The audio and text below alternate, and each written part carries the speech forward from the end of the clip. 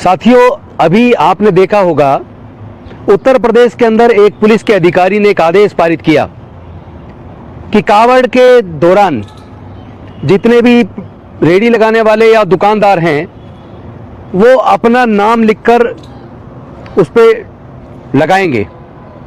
आखिर ये किस लिए? क्या वो सामान बेचने वाले की जाति या धर्म जानना चाहते हैं? इसकी जरूरत क्या है? आज तक कभी इसकी जरूरत नहीं थी, तो यूपी में आखिर ये सरकार कर क्या रही है?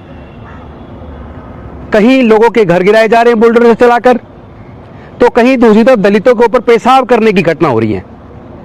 जहां कार्रवाई करनी चाहिए वहां सरकार निष्क्रिय नजर आती है। ना दलितों को सुरक्षा दे पा रही है, गरीबों के घर तोड़ रही है, और ऊपर से अधिकारी ऊल जरूल आदेश पारित करके कहीं ना कहीं धर्म के नाम पर नफरत फैला रहे हैं। और दूसरी तरफ बंगाल के अंदर विपक्ष के नेता शुभेंदु अधिकारी वो कह रहे हैं कि अब सबका साथ सबका विकास नहीं चलेगा, जो हमारे साथ हम उसके साथ। और साथ में ये भी कह रहे हैं कि अब अल्पसंख्यक मोर्चे की जरूरत नहीं है भारतीय जनता पार्टी में।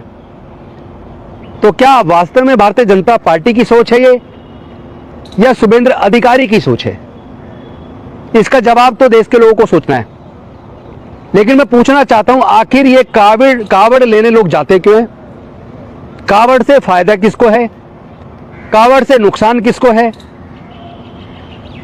निश्चित तौर पर अगर आप देखेंगे तो जो कावड़ का सामान बेच रहा है उसको कावड़ से फायदा है, लेकिन जो गरीब, चूंकि मैक्सिमम ये सर्वे में पता लगा है कि मैक्सिमम जो लोग कावड़ लेने जाते हैं उसमें अनुसूचित जाति, जनजाति और पिछड़े वर्ग के लोग 98% होते हैं।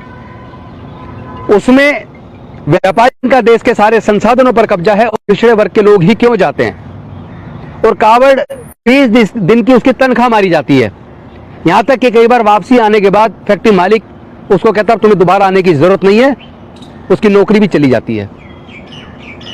फिर जो लोग वहां नहीं जाते वो अमीर क्यों बन रहे हैं, और जो लोग कावड़ लेने जाते हैं वो अमीर क्यों नहीं बन रहे? वो गरीब क्यों है?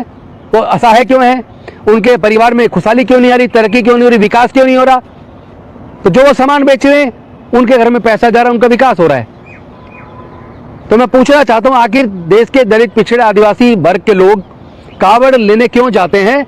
आप अपने बच्चों को वहां क्यों भेजते हैं, क्यों जाने देते हैं? अपना रोजगार का भी नुकसान करते हैं, और अपने पैसे का भी नुकसान करते हैं, अपने शरीर का भी नुकसान करते हैं।